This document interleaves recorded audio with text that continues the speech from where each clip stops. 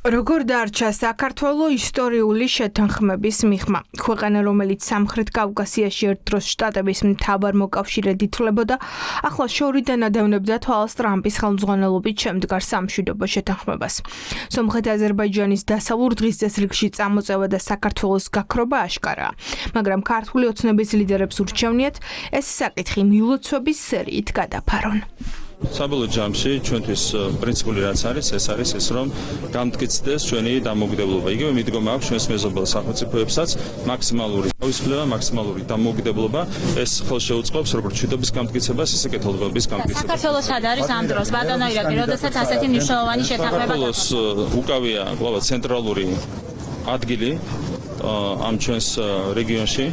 და ჩვენ როგორც მოგეხსენებათ, გასული 30 წლის განმავლობაში მიუხედავად იმისა, რომ იყო ძალიან მძიმე კონფლიქტი ჩვენს ორ მეზობელ სახელმწიფოს შორის, ჩვენ უზრუნველყოფდით მაქსიმალურად მშვიდობის გამტკიცებას. ეს ხო ჩვენი როლი, რაც ძალიან აფასებენ ჩვენი მეგობრები. კობახიძე ამტკიცებს, რომ სამხრეთ კავკასიაში საქართველოს ცენტრალურ ფიგურად რჩება. რეალურად მოცემულობა ასეთია. საქართველოს შეთანხმების პროცესში არცად ჩანდა, არც შუამავლად, არც ისტორიული დღის მონაწილედ.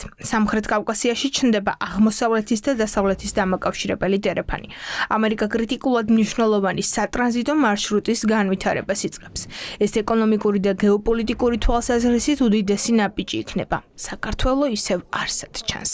რა თქმა უნდა, ეს უმნიშვნელოვანესი მომენტი არის, როდესაც 10 წლების კონფლიქტი დასრულდა შეთანხმებით, რაც უპირველეს ყოვლისა წაადგება რეგიონის სამხრეთ კავკასიის სამივე ქვეყანას და მის მოსახლეობის კეთილდღეობის ზრდას. ეს იყო დიდი ტვირთი, რომელიც ჩვენს რეგიონს აწვა. მნიშვნელოვანია, რომ პრეზიდენტმა ტრამპმა შეძლო საკუთარი პოლიტიკური ნების და პოლიტიკური წონის გამოყენებით ამ კონფლიქტის დასრულება. ტრამპმა deep state დაასრულა ამ კონფლიქტის შეწყვეტით, დაიმარჯვა deep state-დან ტრამპმა. ყველა ნაბიჯი, რომელსაც მოაქვს მშვიდობა და რომელიც აჩერებს ომს, ყველა ეს ნაბიჯი არის, რა თქმა უნდა, deep state-ის შესუსტება. სამშვიდობო შეთანხმება რეგიონისთვის მნიშვნელოვანი საკითხია. საქართველოს შეძლო სწორი პოლიტიკის შემთხვევაში მისი როლი ჰქონოდა პროცესში.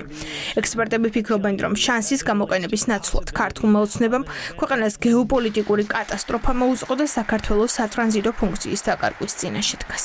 საქართველოსთვის ეს მხოლოდ კარგი იქნება იმ კუთხით, რომ შეერთებული შტატები აქტიურად იქნება წარმოდგენილი რეგიონში და ოცნებები მოსკოვში და არა მხოლოდ თბილისში, ზოგიერთის ოცნებები, რომ შეერთებული შტატები დატოვებს მაგალითად შავი ზღვის რეგიონს, აღმოჩნდა ცრუ არა მხოლოდ შავი ზღვის რეგიონში, არამედ სამხრეთ კავკასიაშიც კი შეერთებული შტატები ფეხს იკიდებს ძალიან აქტიურად. ის ფაქტი, რომ დღეს საქართველოს სატრანზიტო როლი იკარგება, ის ფაქტი, რომ საქართველოს დღეს რუსეთის უკანა ეზოდ და გუბერნიად არის გადაქცეული და არა დასავლეთის მთავარ დასაყრდენად რეგიონში, ის ფაქტი, რომ ჩვენ საერთოდ ამ პროცესების მიღმა ვართ, იქნება ეს შეერთებულ შტატებთან თუ ევროკავშირთან და ის ფაქტი, რომ საქართველოს გეოპოლიტიკურ რუკაზე გაქრა, ეს არის გეოპოლიტიკური კატასტროფა ჩვენი ქვეყნისთვის. ეს არის უდიდესი ღალატი ჩვენი ეროვნული ინტერესების. სად არის ამ დროს საქართველოს?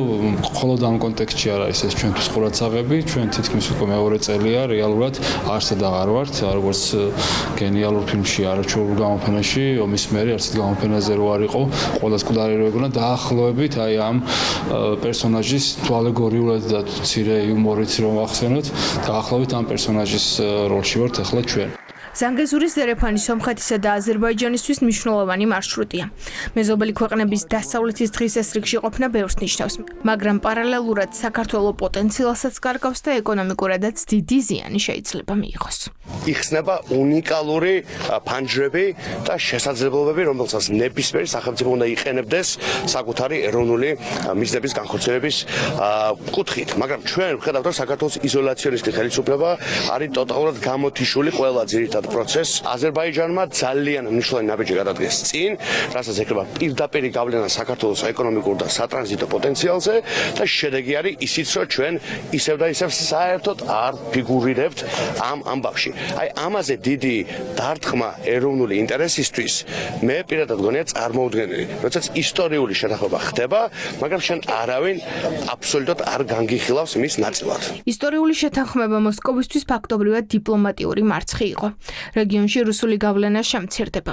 აზერბაიჯანმა შესაძლოა უკრაინისთვის იარაღის მიწოდებაზე ემბარგოც კი გააუქმოს. ამ დროს კი ქართულ ოცნებას მხოლოდ ის აქვს სათქმელი, რომ მშვიდობა კარგია.